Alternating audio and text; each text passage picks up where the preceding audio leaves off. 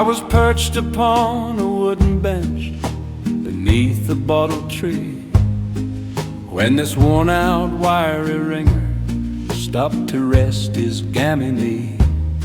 I'd been touring through the outback and had sought to sit a spell while the missus spent her hard-earned cash and some of mine as well. His gray hair was to his shoulder and his unkempt beard gray too, and he moaned me old knees knackered and there's nothing they can do. He'd suggested that I fall way back while duffing some stray steers was responsible for his bad limp and pain all through the years. So it's fair to say the adage then, crime does not pay, is true, and the walking stick you carry, mate, is proof enough for you. With respect to that, perhaps, old mate, but not the case always. You see, once I beat the system, but back in my younger days, this old codger had me spellbound as a tale was on the boil, and I figured if I stayed around, he'd give me the good oil. Bony fingers forced his hat back, which was battered, torn, and old. Then he rubbed his wiry whiskers as the story did unfold. Old man Smythe from Yucabilla sought assistance for his herd, as his property was bare of feed, and he had just got word that a gistman was available down south at my abode. So he mustered all his cattle and he took them on the road.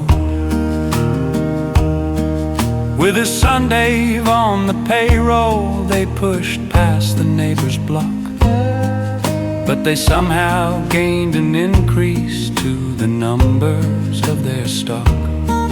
Then again, as they passed Brucedale, the Smythe herd, it grew some more, and it wasn't natural increases, I know that, mate, for sure.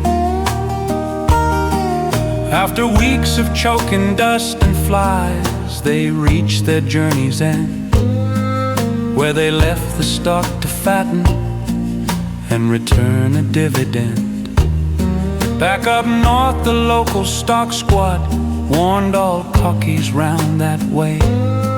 Should they sight the stolen cattle, they should ring without delay. The old manager on my abode was taken by surprise when he recognized the stolen brands, but instantly got wise as to how the mob had got there, and then rang Detective Brown, who impounded them as evidence and trucked them to this town. Oh, the cattle in the yarding pen were supervised at night, while the day trip to the common proved to be a frequent sight, with the native tracker out in front and driving his old ute. This small motley herd of cattle learned to follow in pursuit. All their comings and their goings were so closely scrutinized, as the prosecution's trump card was the evidence they prized. Though the wily prosecutor gathered facts to build his case, some old bushmen too were scheming, and a plan was put in place.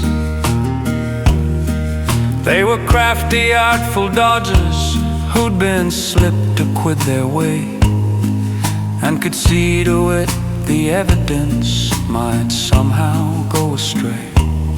The bold band then took advantage of the absence of the guard for some 20 or so minutes, and then broke into the yard. In the small hours of that morning, they absconded with the stock, and the speed of the audacious theft had left police in shock. These bold bushmen used a vehicle which, much to their delight, lured the cattle through the darkened streets and quickly out of sight. All available policemen joined the search to find their trail, but their roadblocks and sheer numbers proved to be of no avail. Then at sunrise the black constable, a tracker of renown, traced the mob out to the stockyards on the outskirts of the town. All the cattle had been slaughtered and not one ear could be seen, and a piece of hide was missing where the owner's brand had been. Still the heads and hides were proof enough, or so the lawyers thought, but the judge dismissed the evidence and threw it out of court. I just sat there flabbergasted as the old bloke rose to go, 'cause the way he told the story, he was really in the know. But he sensed I sought the obvious and said I need a drink.